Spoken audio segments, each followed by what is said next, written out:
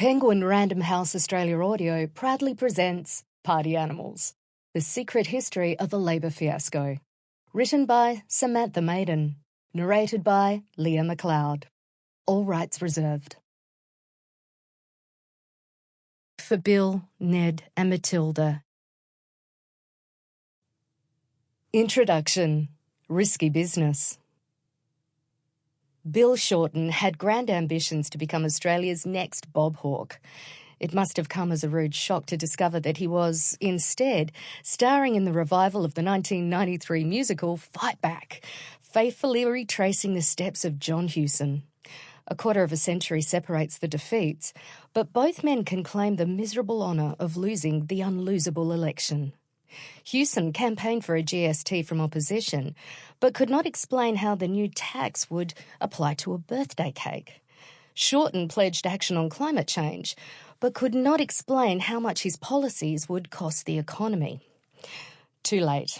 The Labor leader hit on a better answer, that doing nothing would cost Australians more. Like Hewson before him, Shorten faced a Prime Minister known for his arrogance, who had served as a treasurer before contesting a leadership ballot, who was damaged by internal leadership wars and written off and underestimated in the looming contest. Paul Keating and Scott Morrison were fighting elections nobody expected them to win, and campaigned without the weight of great expectations beyond an honourable defeat. Instead, they ended up winning. Can these victories be explained solely by their campaign brilliance? Of course not. Both leaders wanted to tell voters the truth about their big policy agenda. They believed voters would reward their honesty. It didn't go exactly to plan. Labor was heavily influenced by the lessons of Julia Gillard and her carbon tax lie, and the fate of Tony Abbott, who won the next election with promises of no cuts to hospitals, no cuts to schools, before he did just that in his first budget. If trust was broken between voters and politicians, Labor hoped to heal that scar on democracy with transparency.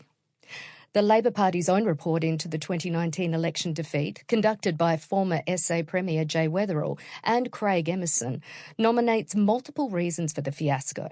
First, Labor did not settle on a persuasive strategy for winning the election. Second, there was no formal campaign committee established, a claim rejected by those who point out there was a strategic review group that included Labor's campaign director Noah Carroll and the leadership group.